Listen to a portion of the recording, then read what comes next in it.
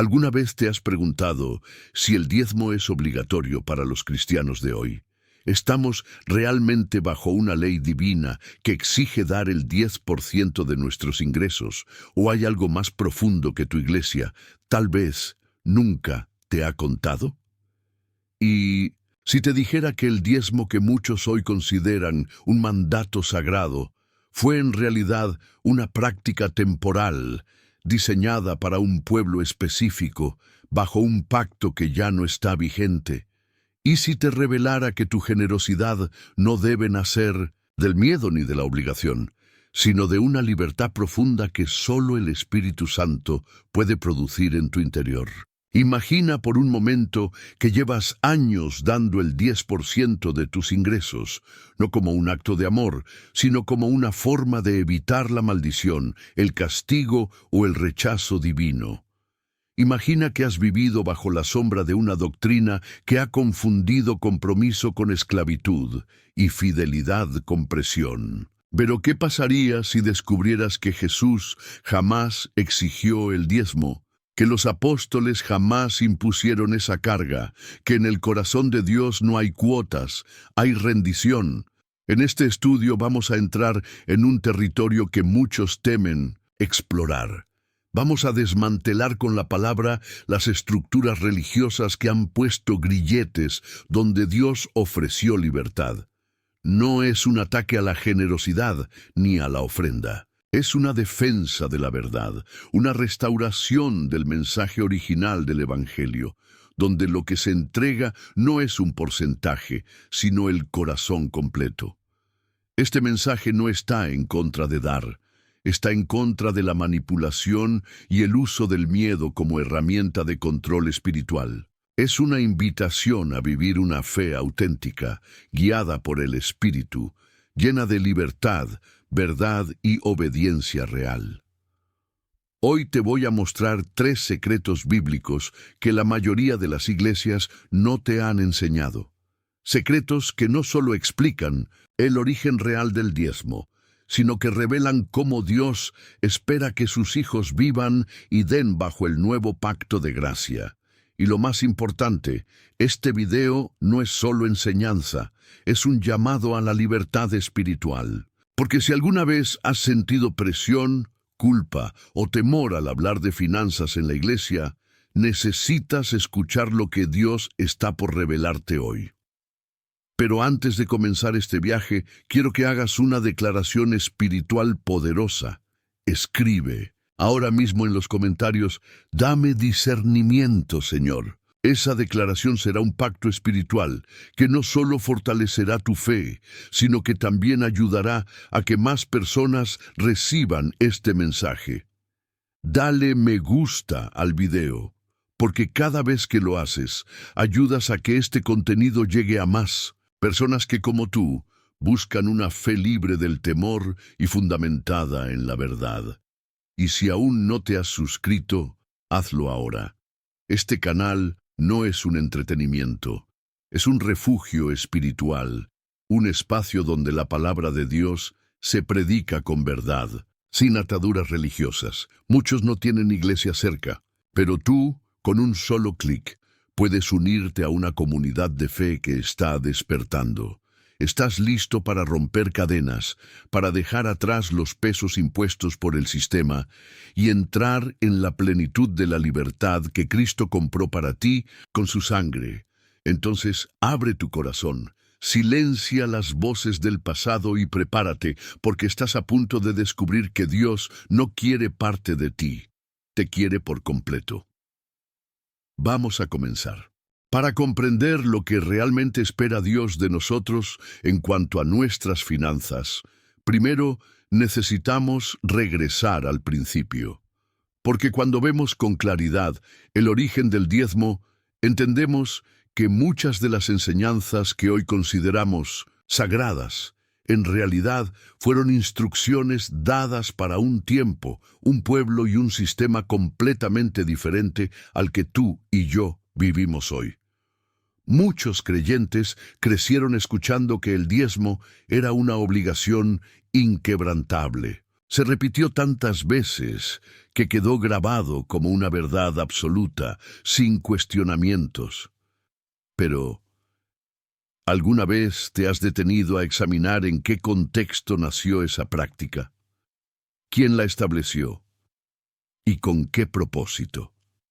El primer secreto bíblico sobre el diezmo lo encontramos en Levítico 27:30, donde se nos dice: el diezmo de todo producto del campo, del grano que produce la tierra o de los frutos de los árboles, pertenece al Señor, es cosa consagrada al Señor. A simple vista, este versículo puede parecer una evidencia clara de que el diezmo es un mandato eterno. Sin embargo, cuando miramos con atención lo que Dios está revelando en este pasaje, nos damos cuenta de algo que cambia completamente nuestra perspectiva.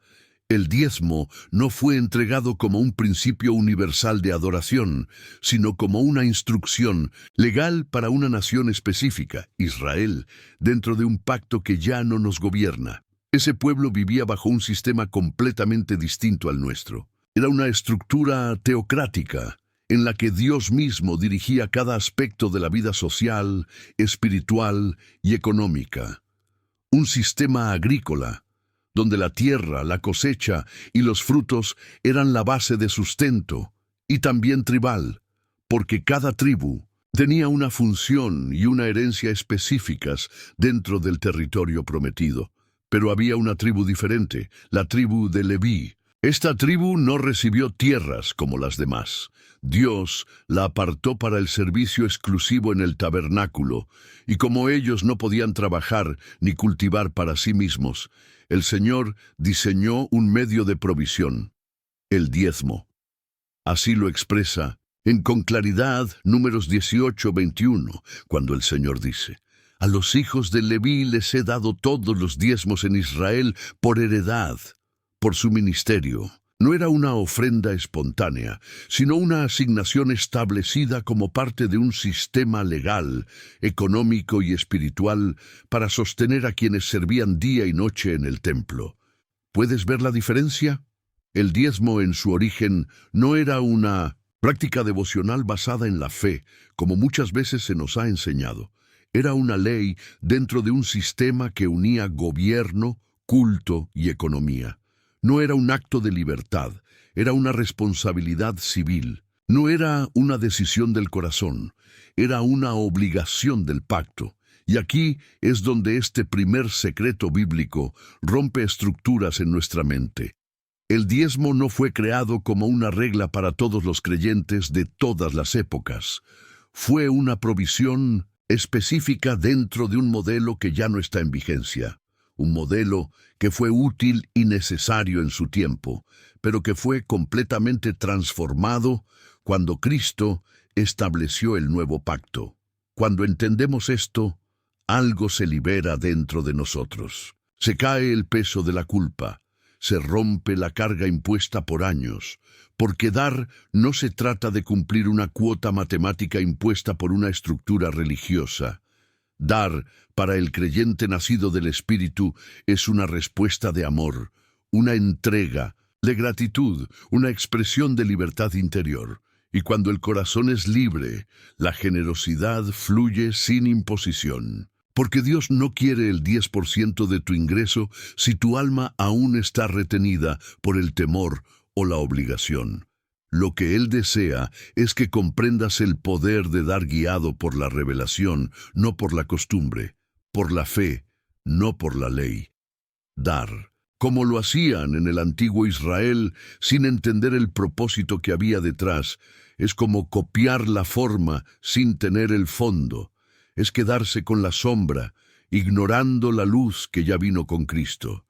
Y es aquí donde muchos han confundido práctica con principio. Porque no todo lo que fue ordenado para Israel fue ordenado para ti.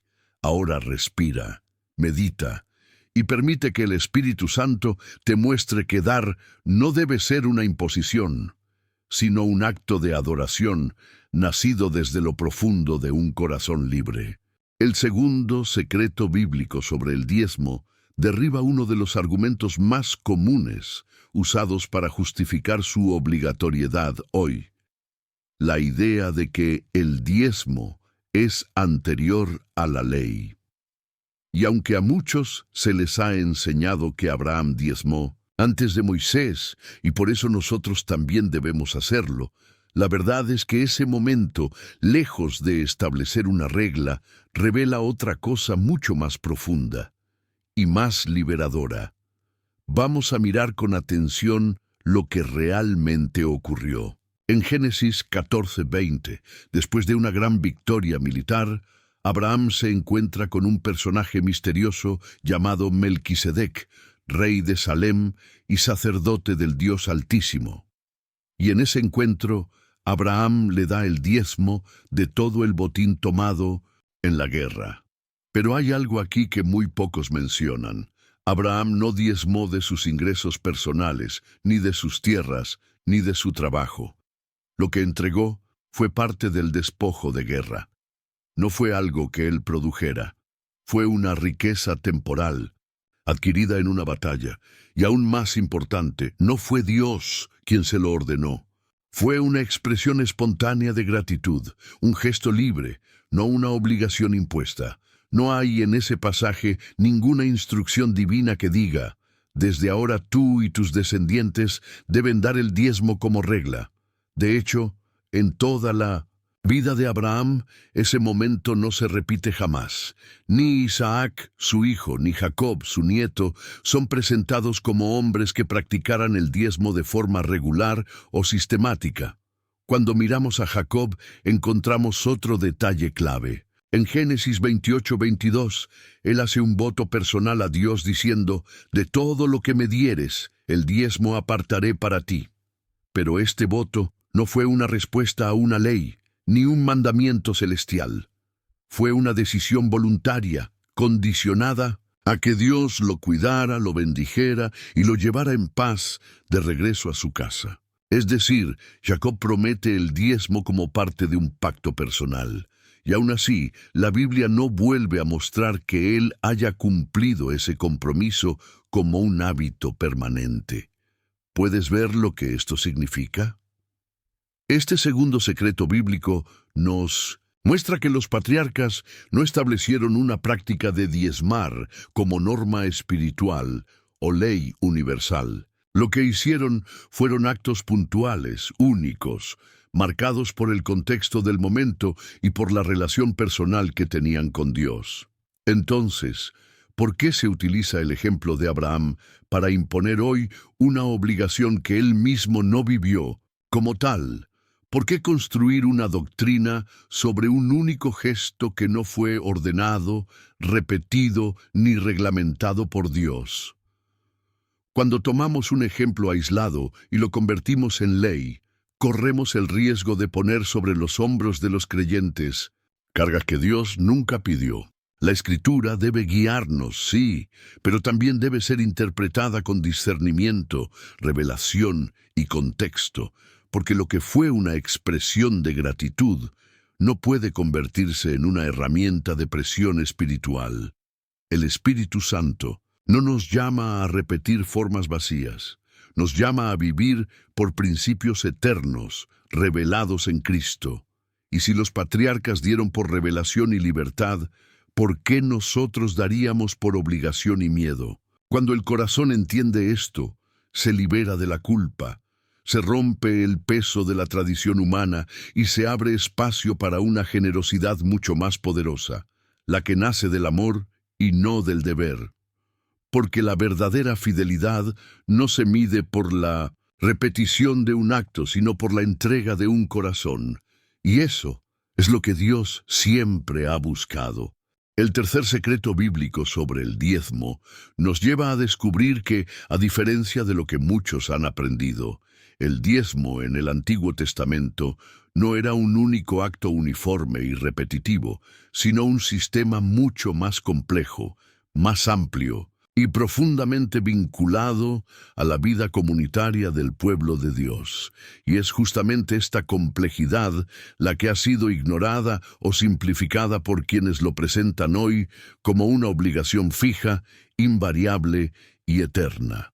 Cuando abrimos la palabra y vamos al libro de Deuteronomio 14, 22 al 29, comenzamos a ver una dimensión del diezmo que rara vez se predica desde los púlpitos. Allí, Dios no solo ordena al pueblo separar el diezmo de los productos del campo cada año, sino que añade una instrucción que revela el verdadero propósito de esa práctica.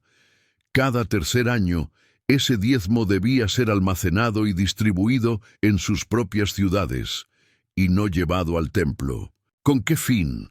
Para que pudieran comer y ser saciados los levitas, que no tenían herencia ni tierra, los extranjeros que vivían entre ellos, los huérfanos y las viudas.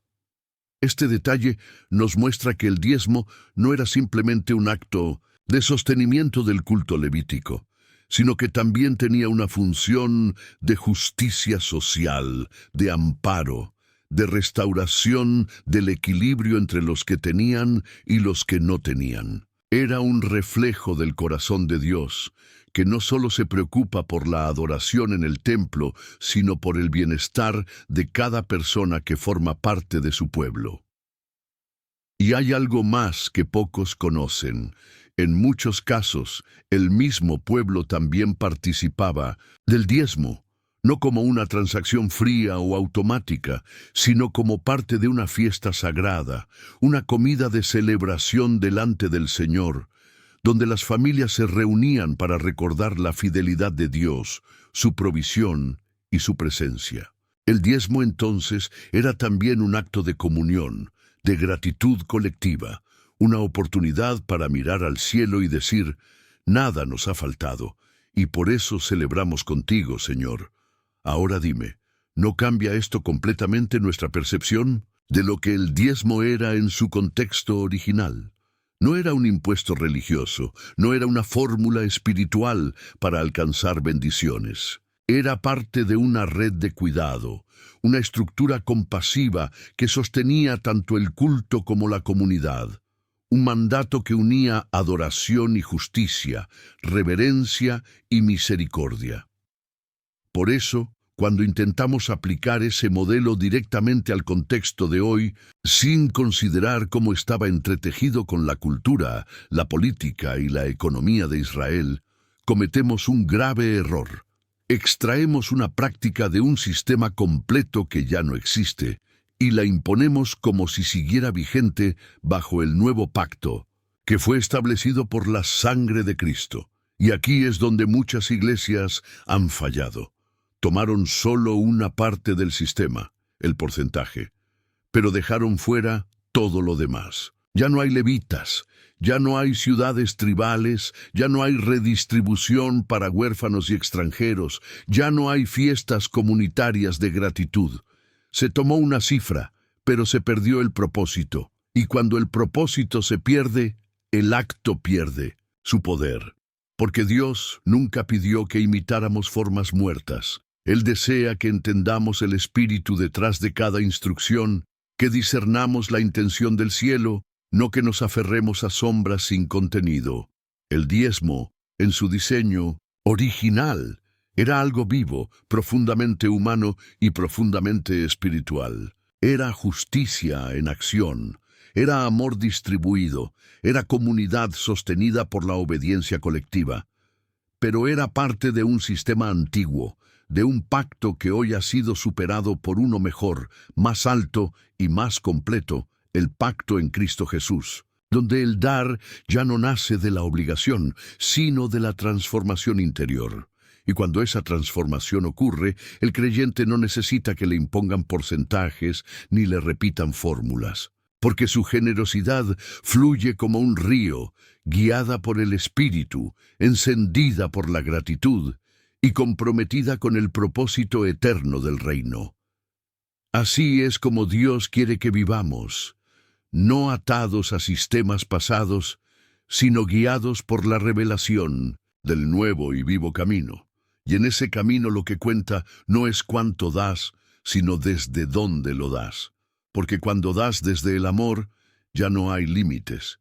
Y cuando entendemos que el verdadero propósito del diezmo bajo el antiguo pacto no era simplemente recaudar, sino reflejar el carácter justo, compasivo y ordenado de Dios dentro de una estructura específica, entonces también comenzamos a ver con más claridad cuán peligroso puede ser tomar esas antiguas prácticas y usarlas fuera de su contexto original.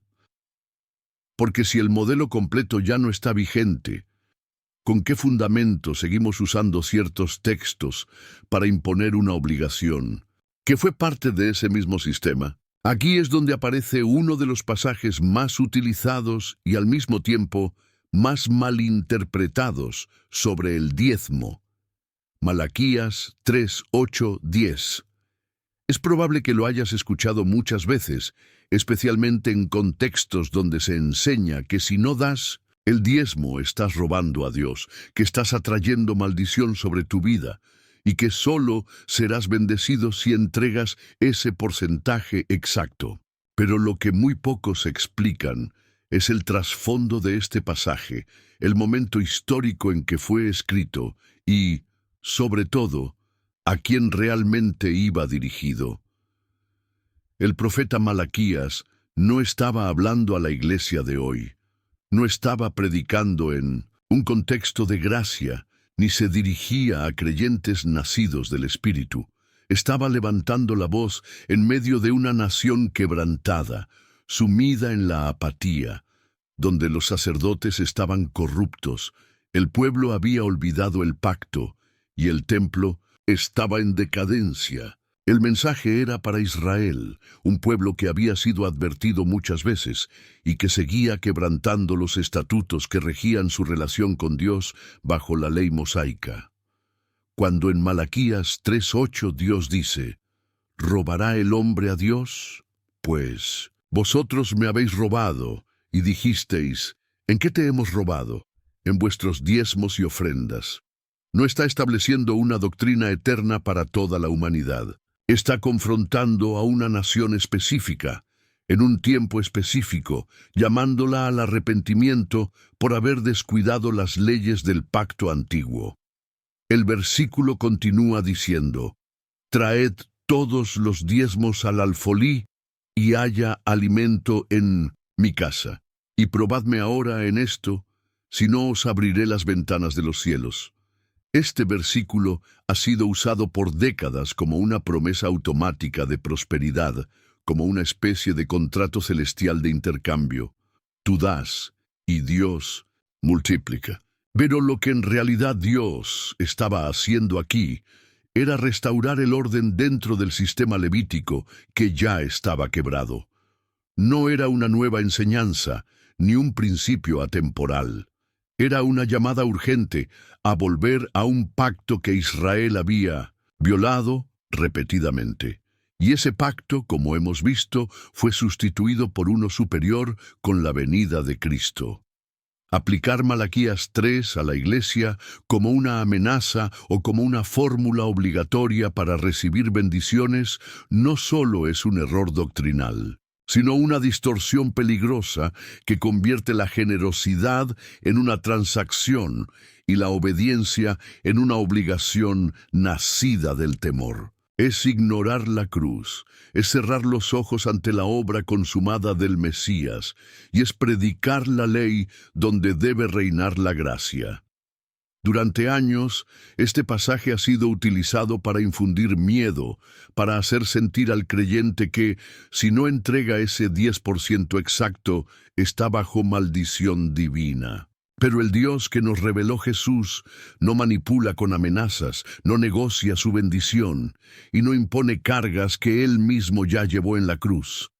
El Espíritu Santo no necesita repetir fórmulas para convencer al corazón regenerado, porque donde hay revelación, hay respuesta, y donde hay libertad, hay entrega. Este texto, cuando es sacado de contexto, se transforma en una herramienta de control espiritual. Pero cuando lo colocamos en su lugar correcto dentro del marco bíblico, lo que emerge no es una amenaza, sino un recordatorio de cuán lejos ha llegado el amor de Dios, que ya no nos trata conforme a la ley, sino conforme a su gracia. Y esa gracia no exige porcentajes, pero produce vidas completamente entregadas. Porque cuando el corazón es conquistado por el amor de Dios, no necesita ser empujado, se ofrece voluntariamente. ¿Y sabes qué es lo más triste de todo esto?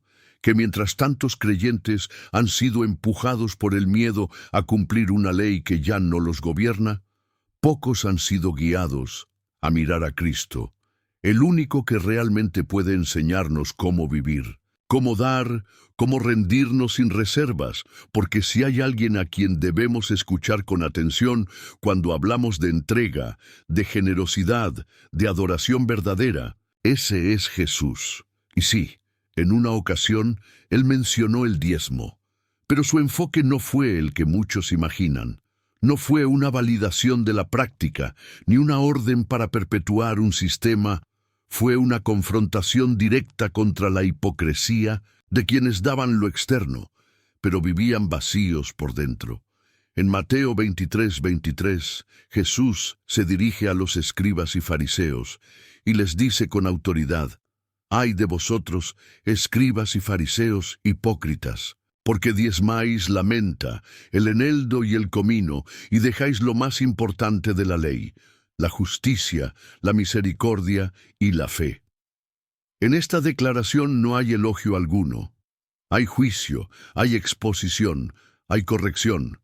Jesús no estaba aplaudiendo su exactitud legalista, sino denunciando el corazón endurecido que se esconde detrás de una práctica religiosa vacía. Ellos eran meticulosos en separar el diezmo incluso de las hierbas más pequeñas del jardín, pero eran indiferentes al dolor del otro, insensibles ante la injusticia y ciegos frente a lo que realmente importa para Dios: la justicia que protege, la misericordia que restaura y la fe que persevera.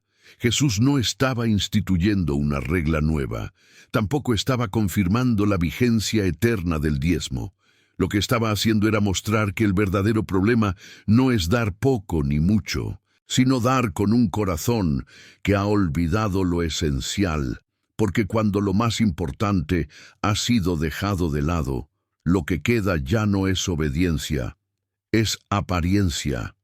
Y eso es justamente lo que ocurre cuando se predica el diezmo como una meta en lugar de una mínima expresión. Se crea una cultura en la que el diezmo se vuelve la prueba máxima de fidelidad, cuando en realidad, para Jesús, lo que define a un verdadero discípulo es su compromiso con lo invisible, con lo que no se ve en una transferencia bancaria, pero que se manifiesta en cada acto de compasión, en cada decisión justa, en cada paso de fe. Jesús no está interesado en rituales sin alma. Su enseñanza no se centra en cifras ni en porcentajes, sino en corazones dispuestos, en vidas rendidas, en hombres y mujeres que entienden que dar no es un asunto de matemática espiritual, sino una consecuencia natural de haber sido transformados por el amor de Dios. Y si Jesús no mandó a sus discípulos a diezmar,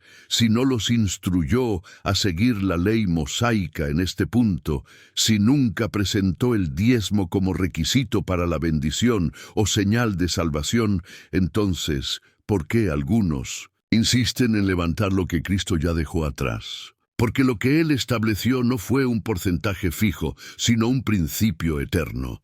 Donde esté tu tesoro, allí estará también tu corazón. Y eso cambia todo, porque el reino de Dios no se mueve por presión, se mueve por pasión.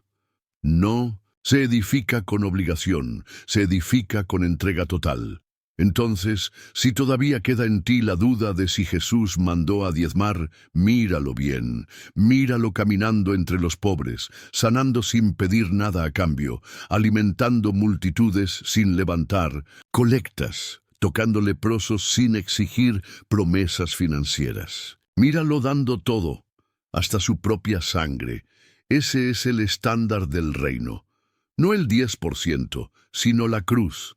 Y cuando entiendes eso, das, no porque alguien te lo exige, das porque ya nada te pertenece. Y ese es el llamado del Maestro. No a calcular lo mínimo, sino a vivir rendido al máximo. Porque solo cuando todo lo que eres y todo lo que tienes está en sus manos, es que empiezas a vivir como un verdadero hijo del reino. Y cuando el corazón es conquistado por completo, cuando ya no calcula ni negocia lo que va a entregar, sino que se rinde con libertad y gozo a la voluntad del Padre, descubrimos algo que muchos nunca llegaron a entender. Jesús nunca instituyó el diezmo como mandato para sus discípulos, y no es porque fuera un tema sin importancia, ni porque lo haya pasado por alto. Su silencio no es una omisión, es una enseñanza. Es la forma en que el Maestro nos muestra que lo que Él vino a establecer no se construye con estructuras viejas, ni se sostiene con porcentajes establecidos por un sistema anterior. Él no vino a reafirmar un viejo pacto, sino a inaugurar una nueva realidad, la vida del reino.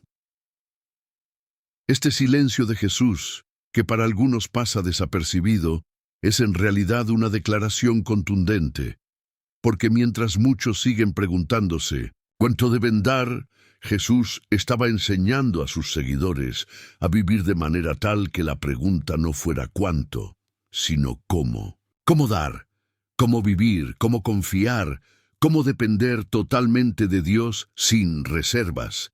Y es en ese contexto que sus palabras en el Sermón del Monte adquieren un poder revelador. En Mateo 6:21, Él nos dice, «Donde esté tu tesoro, allí estará también tu corazón». No es una sugerencia sobre finanzas, es una afirmación sobre identidad espiritual. Porque Jesús sabía que lo que una persona valora determina hacia dónde se inclina su alma, y lo que una persona guarda con celo revela lo que realmente adora. Por eso, en el mismo capítulo, un poco más adelante, Él profundiza aún más con una advertencia que sigue retumbando hasta hoy. Nadie puede servir a dos señores. No podéis servir a Dios y a las riquezas. Mateo 6:24. Y aquí no hay espacio para una doble lealtad, no hay zona neutral, no hay combinación posible entre fe y apego. Jesús no está pidiendo equilibrio, está exigiendo exclusividad. Porque quien vive para el dinero, aunque diezme, sigue siendo esclavo del sistema. Pero quien vive para Dios, entiende que todo, absolutamente todo, le pertenece, y por eso da sin reservas, sin temor y sin cálculo. Y este principio queda aún más claro cuando observamos el encuentro que Jesús tuvo con el joven rico. Aquel hombre, lleno de méritos, educado en los mandamientos, firme en su conducta, se acercó con la intención de heredar la vida eterna. No era alguien indiferente, era alguien que había hecho mucho, pero Jesús, que no se impresiona por lo externo, miró su corazón y le dijo la única cosa que no quería oír. Una cosa te falta. Vende todo lo que tienes, dalo a los pobres y ven, sígueme. Marcos 10:21. Jesús no le habló de porcentajes, no le pidió el 10%, le pidió el todo, y no porque necesitara su dinero, sino porque sabía que ese dinero era el verdadero Señor de su vida.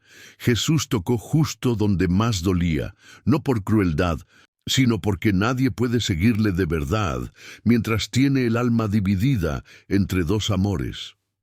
Lo que este episodio revela es que el llamado del reino no es a cumplir una cuota, es a rendir una vida.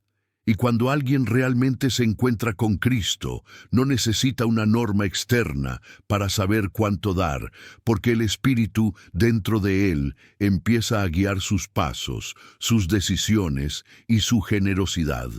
Si el diezmo fuera esencial en esta nueva vida que Jesús vino a establecer, no habría dejado espacio para dudas, lo habría enseñado abiertamente, lo habría delegado a sus apóstoles, lo habría reforzado en sus instrucciones finales. Pero no lo hizo, no porque no le importara lo que hacemos con nuestros recursos, sino porque su enseñanza apuntaba a algo mayor.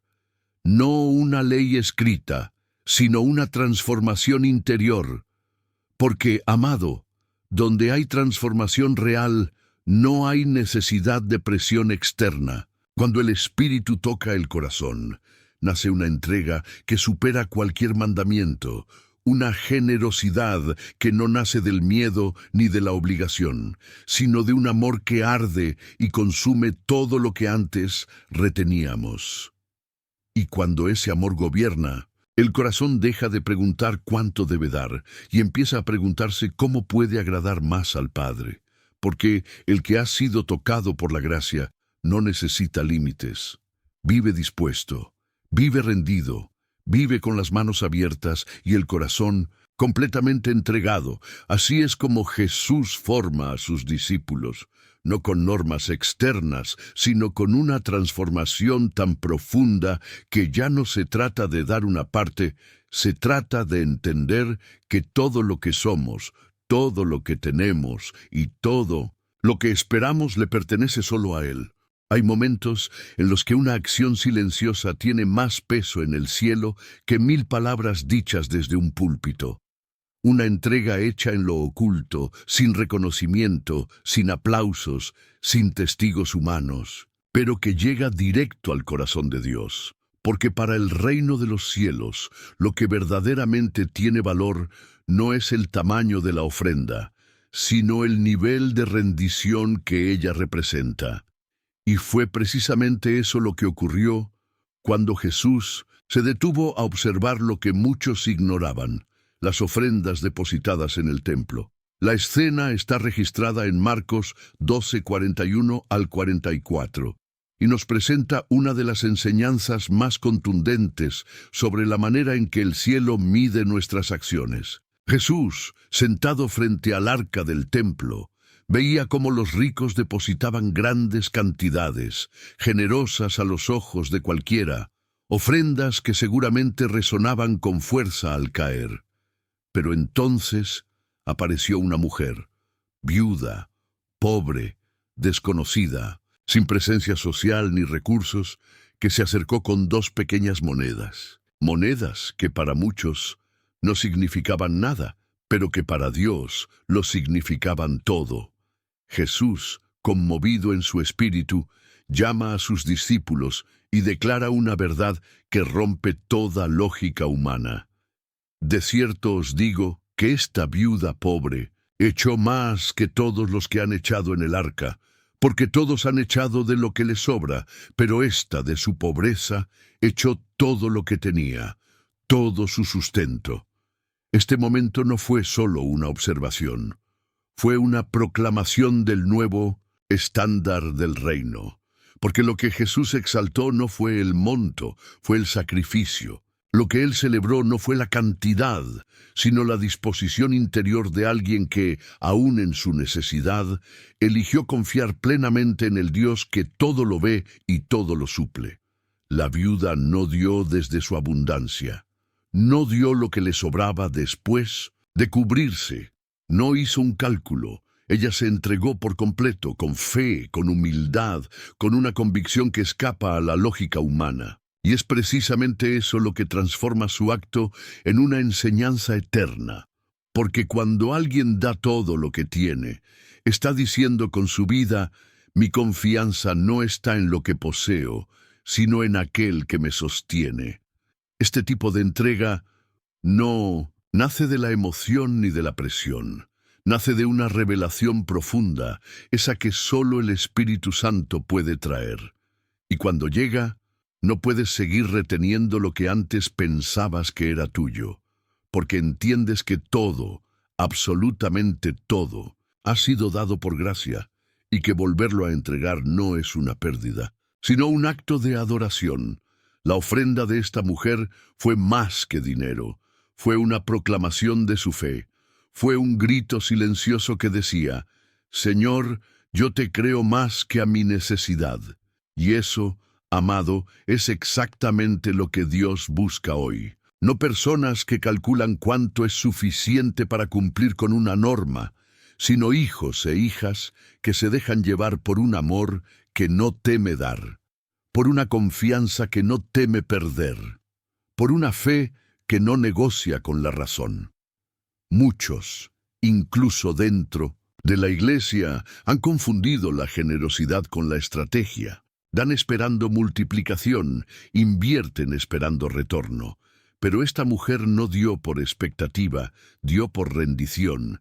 Su entrega no fue simbólica, fue total, y en ese gesto, humilde y sin testigos, el reino se manifestó, porque el verdadero dar no ocurre en el acto externo, sino en la convicción interna. No nace del bolsillo, nace del corazón.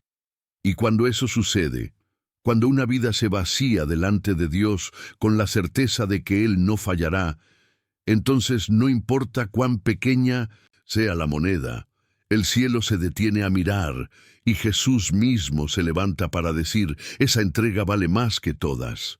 Y es que cuando una vida se entrega por completo, como lo hizo aquella viuda en el templo, no solo se activa el favor de Dios sobre el individuo, sino que también se manifiesta una atmósfera donde el Espíritu Santo encuentra libertad para transformar comunidades enteras. Porque la entrega verdadera nunca se queda encerrada en una experiencia personal.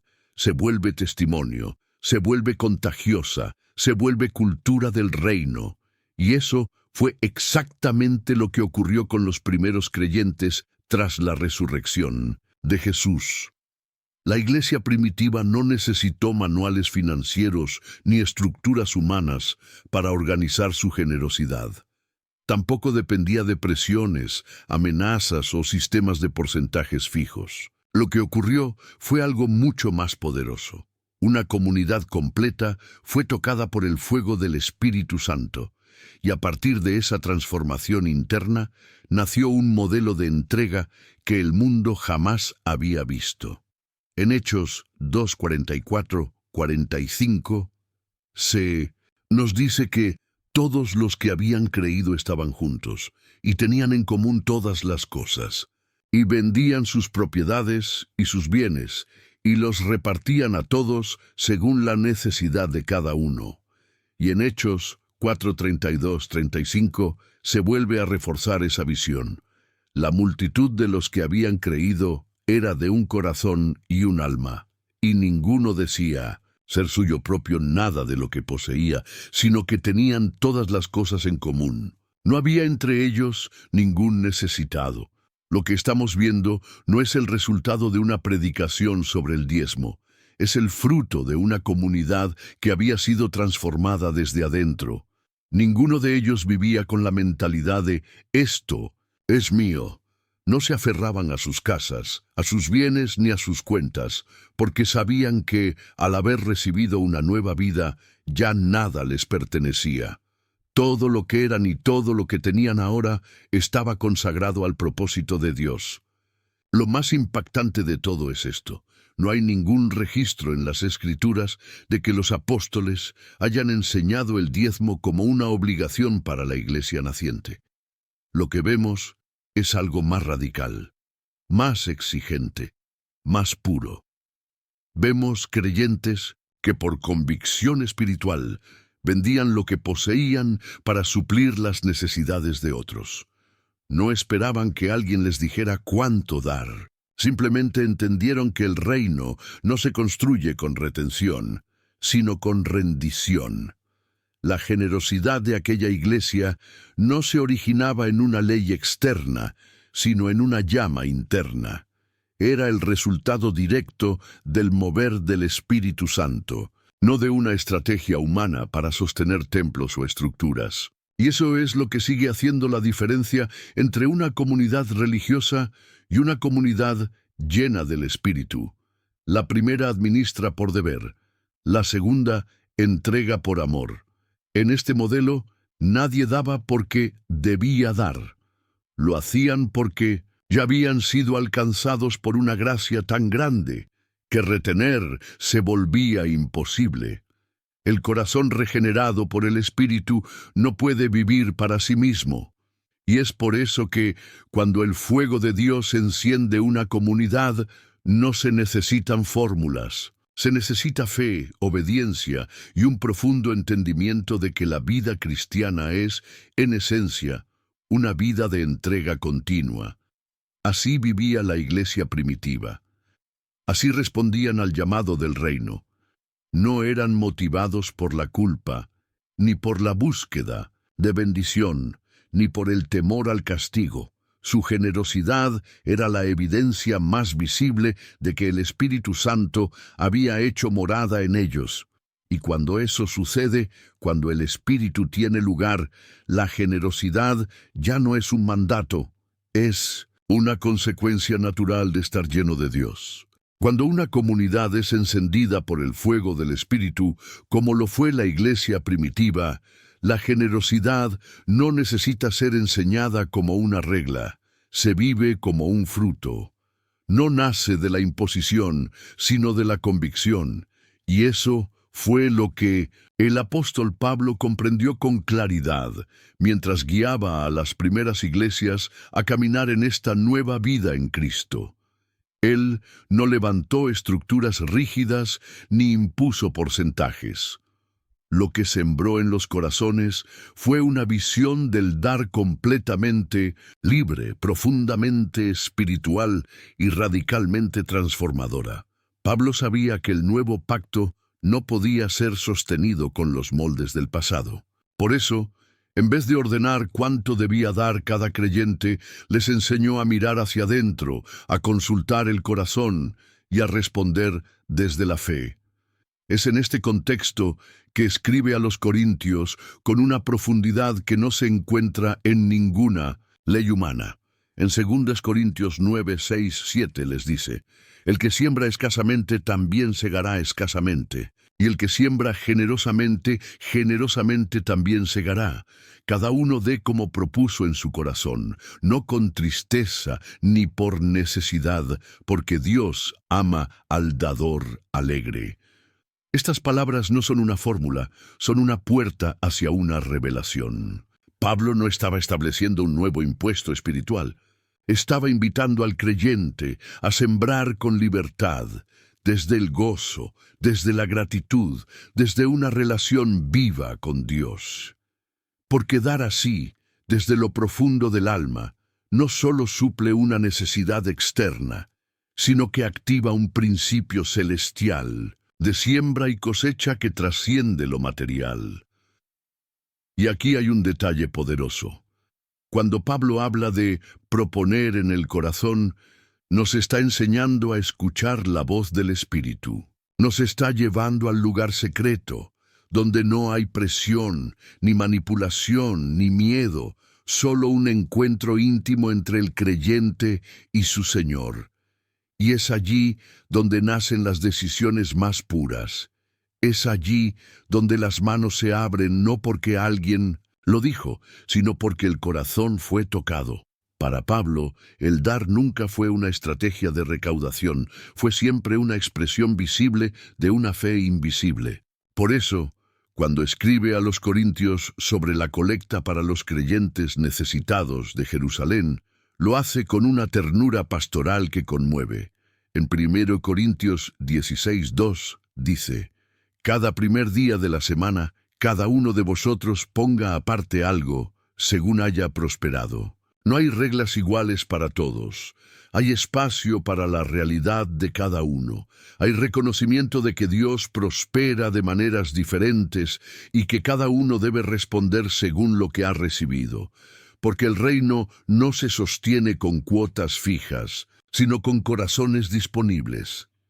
Esta forma de dar, enseñada por Pablo, nos libera del miedo y nos conecta con la gracia. Ya no damos por presión, damos por propósito. Ya no actuamos por temor a perder la bendición, sino por deseo de participar en la obra de Dios.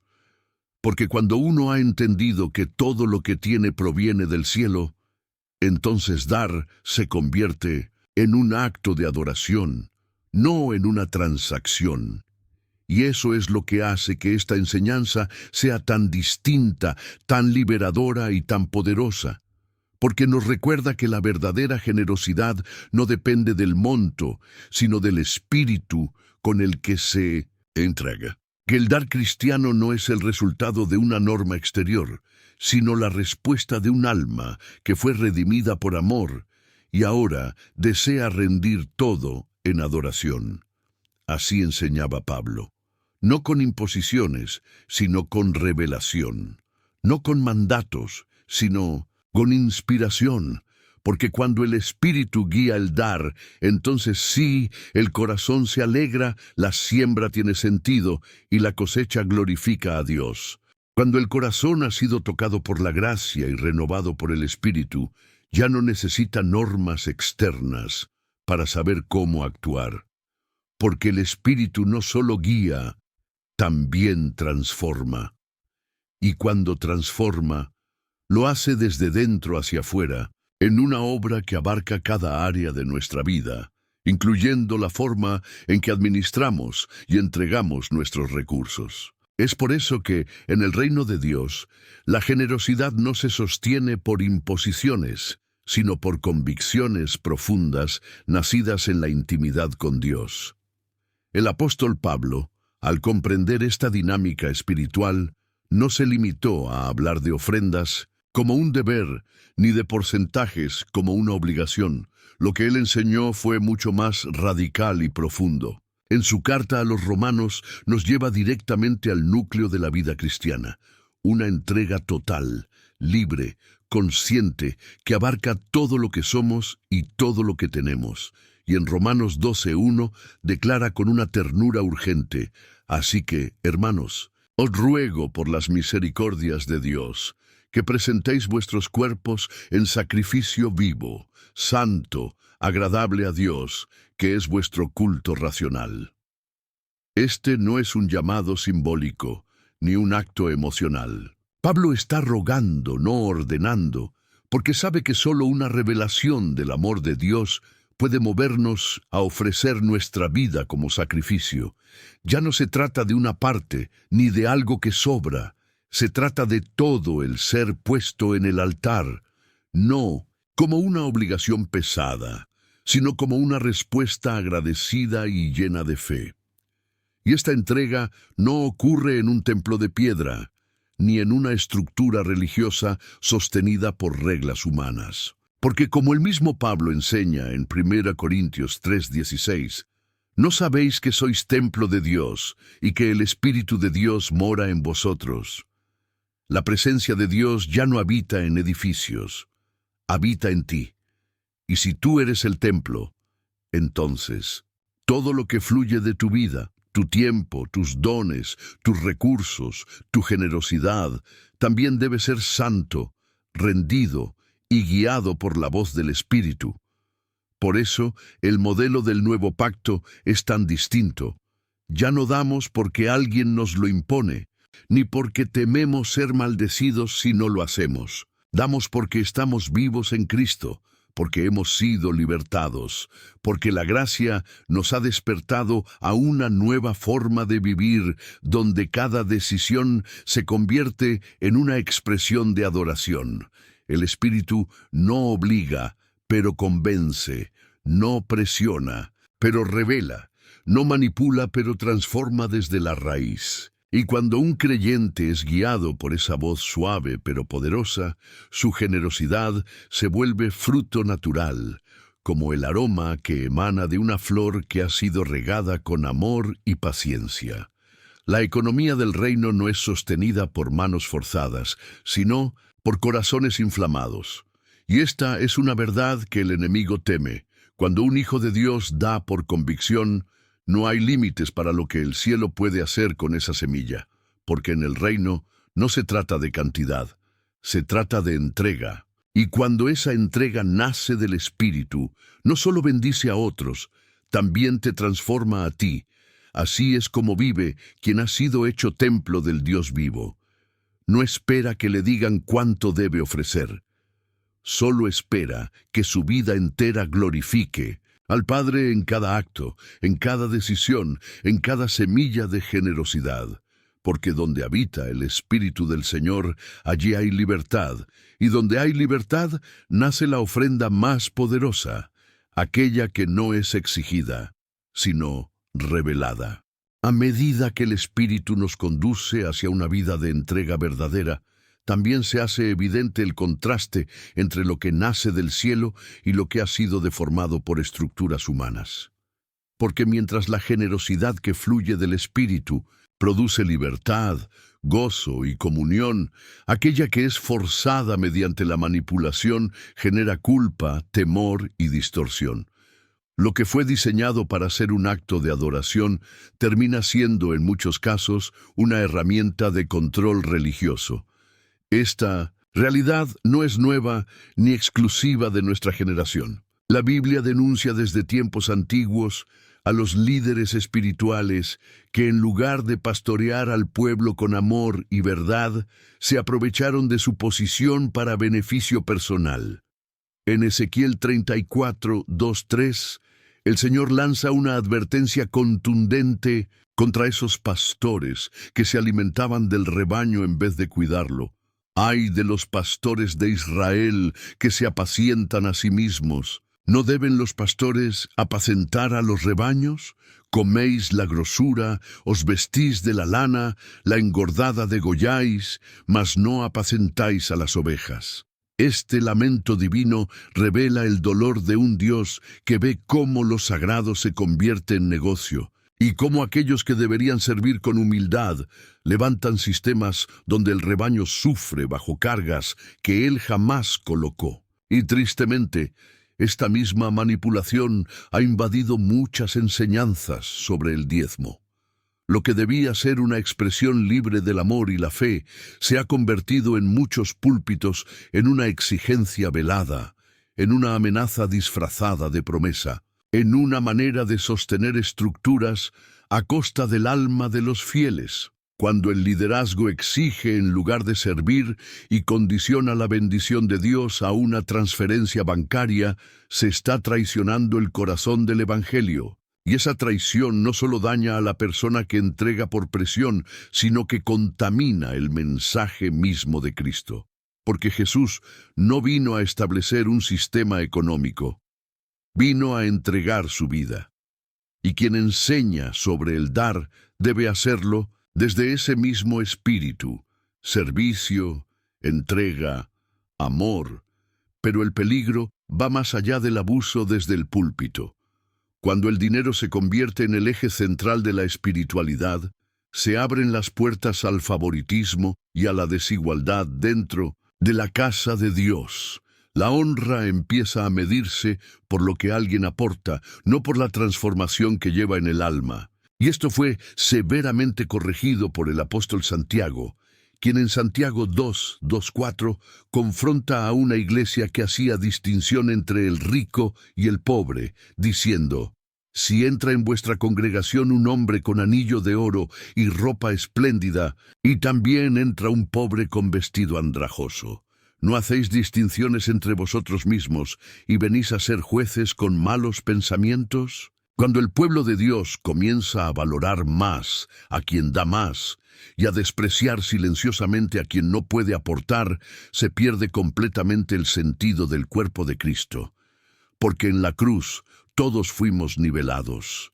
Ninguno de nosotros fue rescatado por méritos financieros. Todos fuimos redimidos por la sangre. Y donde esa sangre es el fundamento, no hay espacio para el clasismo espiritual.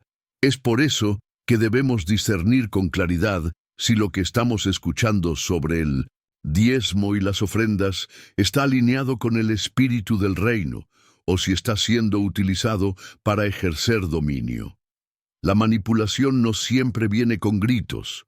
A veces viene con promesas huecas, con interpretaciones selectivas de la Escritura, con frases diseñadas para generar culpa más que convicción. Y cuando eso sucede, el pueblo deja de sembrar por fe y comienza a pagar por miedo. Pero el verdadero Pastor, el que refleja el corazón de Cristo no necesita manipular para ver frutos. Él sirve, Él da el ejemplo, Él guía desde el amor y enseña con la vida. Su autoridad no viene de lo que exige, sino de lo que entrega. Y cuando predica sobre el dar, lo hace desde el altar del sacrificio personal, no desde la comodidad del privilegio. Si alguna vez te sentiste presionado a dar más de lo que podías, si sembraste movido por el temor y no por la revelación, si fuiste comparado, evaluado o ignorado por tu capacidad económica, hoy quiero decirte con toda claridad, Dios no es así. Él no mide tu valor por lo que das, sino por cuánto de tu corazón está verdaderamente entregado a Él. Y cuando tu generosidad nace de ese lugar, libre de coacción, movida por la gracia, entonces sí, esa semilla lleva el sello del cielo y produce fruto eterno. Y es precisamente cuando entendemos que Dios no mira la cantidad, sino el corazón con el que entregamos, que se vuelve aún más urgente examinar con qué tipo de liderazgo hemos aprendido a relacionarnos dentro de la iglesia. Porque si muchos han sentido culpa, temor o presión al momento de dar, no siempre fue por lo que Dios pidió, sino por la forma en que fue presentado. Por eso, después de sanar la visión que tenemos del Padre, también es necesario sanar la imagen que tenemos del liderazgo espiritual. Y para hacerlo, necesitamos volver nuestros ojos a Jesús, el único líder perfecto, el Maestro que nos mostró que la verdadera autoridad no se ejerce desde el poder, sino desde el servicio. En Juan 13 somos testigos de una escena que rompe con toda lógica humana.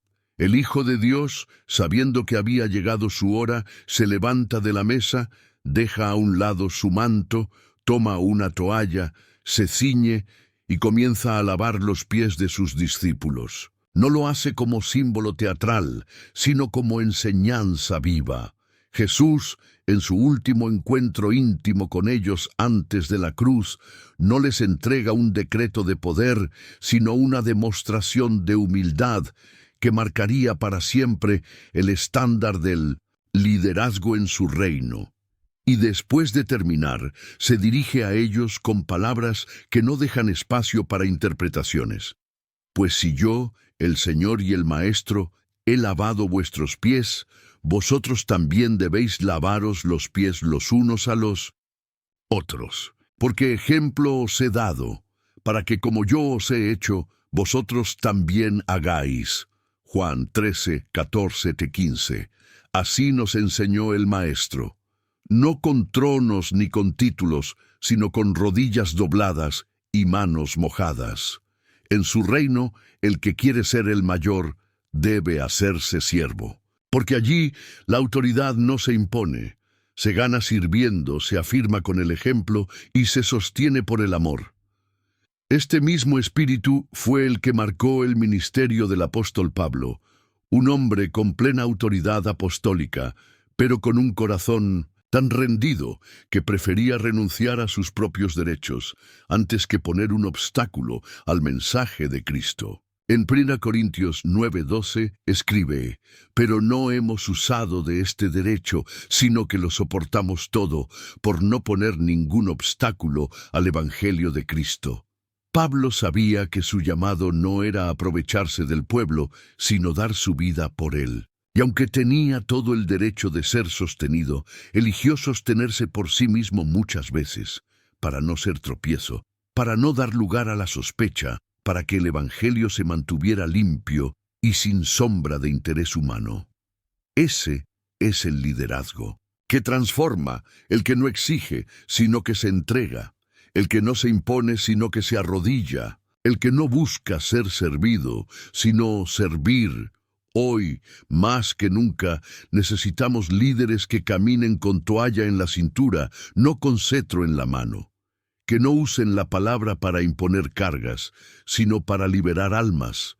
Que no esperen reconocimiento, sino que vivan en secreto lo que predican en público. Porque el pueblo de Dios no necesita más discursos de poder, necesita más modelos de humildad. Y si tú estás en una posición de liderazgo, en tu casa, en tu comunidad, en tu ministerio, este es el llamado que Dios te hace hoy. Lidera como Cristo, ama como Él, entrega como Pablo. Recuerda que el respeto no se exige, se siembra. La autoridad no se hereda, se construye con el testimonio. Y si alguna vez fuiste herido por líderes que solo sabían exigir sin dar, hoy puedes ser restaurado, porque Jesús no vino a ser servido, sino a servir, y quienes le siguen de verdad caminan por esa misma senda. El liderazgo que da, que se sacrifica, que lava los pies de otros, ese es el que tiene respaldo en el cielo. Y donde hay siervos verdaderos, hay unción verdadera, porque Dios unge manos que están dispuestas a vaciarse por amor. Y cuando encontramos líderes que caminan con manos abiertas y corazón rendido, cuando vemos a siervos que sirven desde el ejemplo y no desde la exigencia, lo que naturalmente florece en una comunidad así es una generosidad auténtica, viva, no forzada por sistemas, sino impulsada por la fe. Porque donde hay liderazgo humilde, el pueblo también aprende a amar sin reservas. Y allí, en ese ambiente de gracia y verdad, el dar deja de ser una obligación y se convierte en fruto. La generosidad verdadera no nace del cálculo ni del miedo, nace del espíritu, nace del amor, nace de una fe que ha sido transformada desde lo más profundo. Y el apóstol Pablo, en Gálatas 5, 22, 23, nos revela cómo luce una vida guiada por el Espíritu, al decir: «Mas el fruto del Espíritu es amor, gozo, paz, paciencia, benignidad, bondad, fe, mansedumbre, templanza. Contra tales cosas no hay ley». ¿Notas lo que dice? No hay ley contra estas cosas, porque cuando alguien da desde este lugar, desde la bondad, la templanza, la fe y el amor, ya no necesita ser empujado ni corregido, porque su dar fluye naturalmente como parte de su nueva naturaleza en Cristo. Una fe viva siempre producirá frutos visibles, y uno de ellos es la generosidad. Pero esta generosidad no se manifiesta solamente en el altar o en una transferencia, se manifiesta sobre todo en la respuesta compasiva al dolor ajeno. Cuando alguien verdaderamente ha sido tocado por Dios, no puede cerrar su corazón ante la necesidad de su hermano. Y eso es precisamente lo que nos enseña el apóstol Juan, quien en 1 Juan 3:17 declara: «Pero el que tiene bienes de este mundo y ve a su hermano tener necesidad y cierra contra él su corazón, ¿cómo mora el amor de Dios en él?». Juan no está hablando de números, ni de porcentajes, ni de normas religiosas. Está hablando de amor, porque donde el amor de Dios habita, también habita la generosidad práctica. Una generosidad que ve la necesidad, se conmueve y actúa.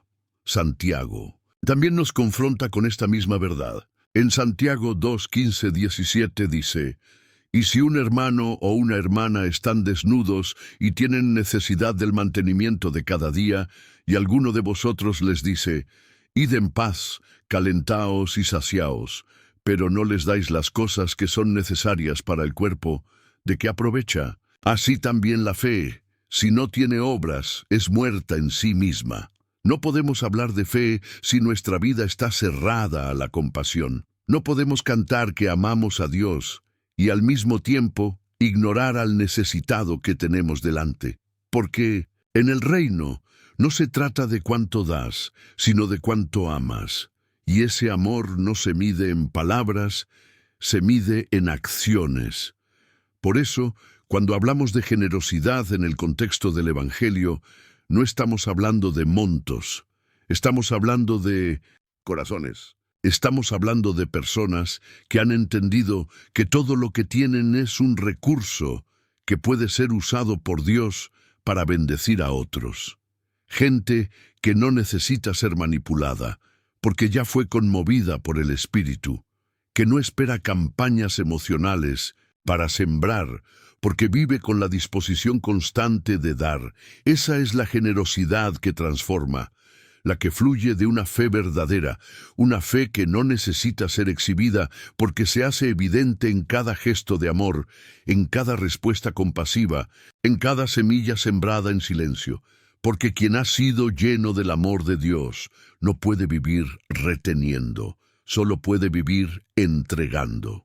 Y cuando la generosidad deja de ser una reacción emocional y se convierte en un estilo de vida, es inevitable preguntarnos, ¿qué produce ese tipo de entrega que no depende de las circunstancias ni de la abundancia? ¿Qué hace que algunos, aún en medio de sus propias limitaciones, vivan sembrando con gozo?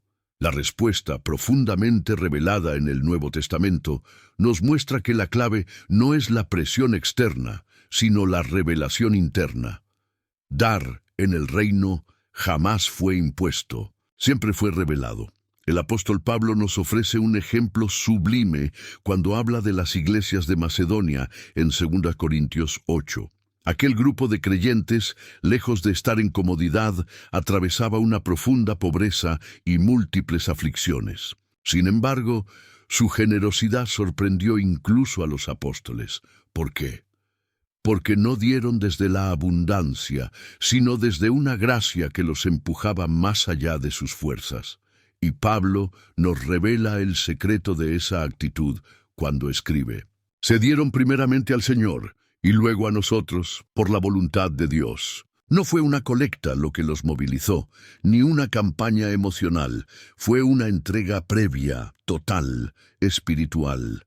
Ellos no estaban simplemente compartiendo sus bienes, estaban viviendo desde una rendición que ya había comenzado en el altar de su corazón. Aquí está el corazón de esta enseñanza. Cuando una persona se da a Dios primero, lo demás fluye naturalmente. Su tiempo, sus recursos, su fuerza, todo empieza a girar en torno al reino, y entonces el dar ya no necesita ser motivado por argumentos ni por temor, porque ha sido encendido desde el interior por la gracia. Pablo no atribuye esta generosidad a una estrategia humana, sino a una obra divina. La gracia activa la generosidad. No se trata de tener más, sino de haber entendido que lo poco o lo mucho ya no nos pertenece. La gracia transforma al egoísta en sembrador, al temeroso en canal, de bendición al reservado en generoso. Y cuando la gracia toma el control, ya no damos por obligación, sino por revelación. Este mismo principio lo vemos reflejado en su carta a los Filipenses, una comunidad que también se destacó por su fidelidad en el apoyo al ministerio. Pero Pablo, con un corazón pastoral, deja claro que su alegría no se debe a lo que recibió, sino al impacto espiritual que ese acto tendría sobre ellos. En Filipenses 4:17, él declara: no es que busque dádivas, sino que busco fruto que abunde en vuestra cuenta. Pablo entendía que cada semilla plantada por amor al reino no desaparece. Produce fruto, no solo aquí, sino en la cuenta celestial, del creyente. No se trata de números, se trata de eternidad. Cada vez que das por revelación, estás invirtiendo en lo eterno. Estás participando del plan de Dios con lo que tienes, y eso no queda sin recompensa. Por eso, más allá de cuánto puedas dar, lo que realmente transforma es la conciencia desde la cual das. Porque cuando entiendes que cada gesto de entrega es una respuesta al amor que primero te alcanzó, descubres que no estás simplemente ayudando, estás honrando. No estás perdiendo, estás sembrando. Y en el reino, nada que se siembra por obediencia y revelación se pierde en el viento. Cada acto nace en la tierra, pero impacta el cielo. Cada vez que das movido por lo que el Espíritu demostró, participas activamente del milagro de Dios en la vida de alguien. No necesitas ver el fruto de inmediato, ni tener la confirmación de los hombres. Porque cuando das por revelación, es el cielo el que registra, es el reino el que crece, y es tu espíritu el que se alinea más con el corazón del Padre, y esa es, sin duda, la recompensa más valiosa de todas. Y después de comprender que cada semilla entregada desde la revelación produce fruto eterno, el corazón naturalmente empieza a transformarse. Ya no se trata de responder a un impulso puntual ni a una necesidad inmediata. Algo más profundo comienza a brotar en el alma del creyente, el deseo de vivir entregado por completo, no solo en momentos específicos, no solo en áreas seleccionadas, sino en todo. Porque quien ha sido tocado por la gracia ya no vive para sí, vive para aquel que lo amó primero. Es entonces cuando la pregunta cambia. Ya no se oye cuánto debo dar, sino cuánto más puedo entregarle a Dios. No como un deber religioso, sino como una respuesta natural a su amor. Y este es precisamente el clamor que el apóstol Pablo presenta en Romanos 12:1, cuando nos ruega que presentemos nuestros cuerpos como sacrificio vivo, santo y agradable a Dios. No está hablando de dinero, está hablando de vida. Está hablando de un corazón que ha entendido que la adoración no se limita a un canto o a una ofrenda, sino que se expresa en la entrega diaria, constante, radical. Esta entrega no tiene que ver con la emoción de un momento, sino con una decisión permanente de vivir para glorificar al Padre en cada pensamiento, en cada palabra, en cada acción. Es una vida que ya no se pertenece, que ya no busca límites, que ya no se protege del llamado divino, sino que se abre por completo al propósito eterno. Y cuando miramos las palabras de Jesús en Lucas 14:33, entendemos que esta no es una opción avanzada para algunos cristianos más comprometidos. Es la base del discipulado verdadero. Jesús no dice: quien no da el diezmo no puede ser mi discípulo. Dice algo mucho más radical. Cualquiera de vosotros que no renuncia a todo lo que posee, no puede ser mi discípulo. Eso incluye lo material, sí, pero también lo emocional, lo intelectual, lo espiritual. Es renunciar al control, al apego, al orgullo, a la independencia. Es declarar con cada decisión: Señor, todo es tuyo, todo lo que tengo, todo lo que soy, todo lo que me queda. Esa es la esencia del reino, una entrega que no calcula, que no negocia, que no se mide en porcentajes, sino en obediencia total. Por eso, necesitamos comprender que el diezmo nunca fue el techo de la generosidad. Fue apenas el piso, un punto de partida, no un destino final, una sombra pedagógica que apuntaba a una realidad más gloriosa, la vida entera rendida al señorío de Cristo. Y cuando hacemos del diezmo nuestro máximo estándar, reducimos una vida de fe vibrante a una simple fórmula contable. Dios no está buscando cristianos cumplidores de cuotas, está buscando discípulos apasionados, corazones totalmente disponibles. Porque cuando alguien vive rendido, cada recurso que pasa por sus manos es visto como una oportunidad para servir, para sembrar, para glorificar. Y esa rendición no nace del esfuerzo humano, nace de la revelación, del momento en que entiendes que no fuiste llamado a administrar tu vida como dueño, sino como siervo fiel, que todo lo que tienes te fue confiado y que un día presentarás cuentas no de lo que diste, sino de lo que estuviste dispuesto a entregar. Por eso no preguntes más: ¿cuánto debo dar? Esa es una pregunta del antiguo pacto. La nueva pregunta que nace en el corazón transformado es: ¿qué más puedo entregarte, Señor? Y no porque Él te obligue, sino porque tu amor por Él te empuja a no retener nada. Una vida rendida no negocia con Dios, no busca justificar lo que guarda, no vive midiendo su entrega, vive disponible, vive sensible, vive consagrada. Y esa vida no solo honra a Dios, esa vida porta su gloria, revela su carácter, extiende su reino, porque Él, Padre, no está detrás de tus porcentajes, está detrás de tu obediencia. Y cuando encuentra un hijo o una hija que ya no pregunta cuánto, sino hasta dónde, Él responde con su presencia, con dirección, con favor, con propósito.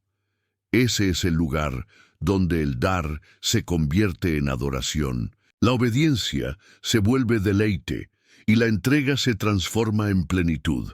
Porque el verdadero discipulado no se mide por lo que uno retiene, sino por lo que uno está dispuesto a entregar. No una parte, sino todo. Si estás escuchando estas palabras, es porque llegaste hasta el final. Y eso, querido hermano, querida hermana, no es poca cosa. En un mundo donde las personas corren detrás de mensajes breves, fáciles y que no incomodan, tú decidiste quedarte. Tú decidiste profundizar, escuchar, meditar, y eso revela algo poderoso sobre ti. Tienes hambre de verdad, hambre de una fe más profunda, más libre, más bíblica. Hambre de un cristianismo que no se limite a lo superficial, sino que te transforme desde las raíces. Muy pocos llegan hasta aquí. Muy pocos tienen el coraje de permanecer firmes ante una enseñanza que no halaga, sino que confronta, que no adormece, sino que despierta. Y por eso quiero felicitarte, porque tu perseverancia no solo honra este canal, honra a Dios. Hoy no solo viste un video, viviste una jornada espiritual.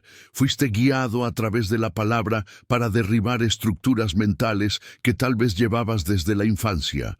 Rompiste con la idea de que dar a Dios es una fórmula mágica para recibir a cambio. Dejaste atrás la noción de que el diezmo es una especie de impuesto sagrado obligatorio. Y comenzaste a comprender que el verdadero llamado del Evangelio no es entregar una parte, sino entregarlo todo. Esta enseñanza no te dio simplemente información, te ofreció libertad. Porque cuando entiendes que el diezmo fue una práctica establecida bajo una ley específica, para un pueblo específico, en un tiempo específico, algo en tu interior se alinea con la gracia. Y entonces descubres que no necesitas ser forzado a dar, que el Espíritu mismo, cuando mora en ti, enciende en tu alma una generosidad que no depende del porcentaje, sino del amor.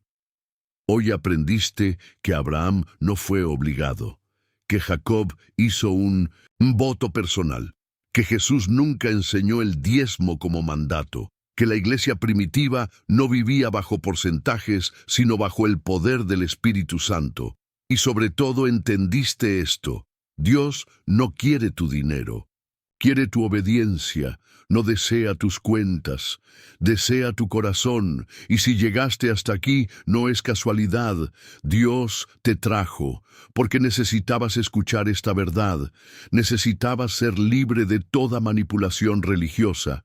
Necesitabas recordar que el reino de los cielos no se construye con cifras, se construye con corazones rendidos. Por eso quiero pedirte algo muy especial. No es solo una acción simbólica, es una declaración espiritual. Comenta ahora mismo esta frase: Dios, guíame en mi entrega.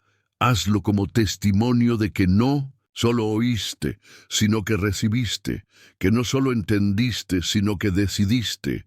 Escribe estas 5 palabras como un acto profético, porque representan tu rendición, tu entrega, tu deseo profundo de no vivir más bajo reglas humanas, sino bajo la guía viva del Espíritu. Y también, al hacerlo, me ayudarás a saber quiénes son los que verdaderamente están siendo transformados. ¿Quiénes son los que escuchan hasta el final? No por curiosidad, sino por fe. ¿Quiénes están caminando conmigo y con Dios en esta misión de despertar a la iglesia? Ahora, escúchame bien. Si este video te bendijo, no puedes guardártelo solo para ti. Compártelo, difúndelo, envíalo a alguien que amas, porque ves, hay una vida al borde del agotamiento espiritual, sintiéndose culpable por no poder dar el 10%, creyendo que está maldiciendo su casa. Tal vez hay alguien atado al miedo, manipulado desde el púlpito, usando el dar como un intento desesperado por ganar el favor de Dios. Y tú ahora tienes en tus manos la verdad que puede romper esas cadenas. No la guardes, libérala. Y si aún no te has suscrito a este canal, quiero decirlo con amor, pero con claridad. ¿Qué estás esperando? Suscribirte aquí no es un detalle técnico. Es un acto espiritual. Es como decidir volver cada semana a la mesa donde Dios ha servido alimento fresco. Es como decirle al cielo, no quiero perder ni una palabra más que venga de ti, porque en este canal no buscamos seguidores. Buscamos almas encendidas. No vendemos prosperidad, sembramos verdad, no imponemos temor, liberamos con revelación. Y si ya estás suscrito, te felicito. Estás velando por tu fe, estás cuidando tu crecimiento. Eres de los que no esperan a ser alimentados, sino que salen a buscar el pan de la palabra. Pero si aún no lo estás, quiero que lo pienses así. Cuando no te unes a espacios como este, dejas tu alma expuesta a cualquier viento de doctrina. Y créeme, en estos tiempos, eso es peligroso. Seguir este canal es proteger tu fe, es rodearte de palabra viva, es mantener encendida la llama que Dios mismo encendió en tu interior, porque la fe no se mantiene sola, se cultiva, se cuida, se alimenta, y eso es lo que hacemos juntos aquí, en cada video, en cada enseñanza. Y ahora, para cerrar, déjame darte una última imagen, una última reflexión que quiero que se quede contigo como un sello en tu espíritu. Dios no está esperando que le des algo, está esperando que te des tú. Él no está contando billetes, está contando rendición.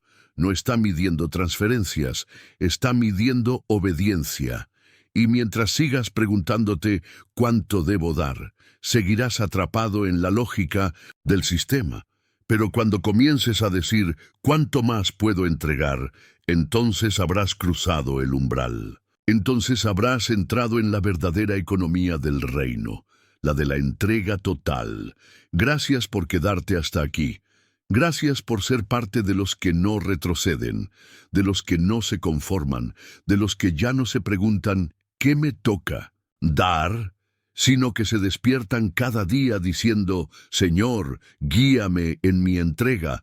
Nos vemos en el próximo mensaje, pero esta vez no vengas solo.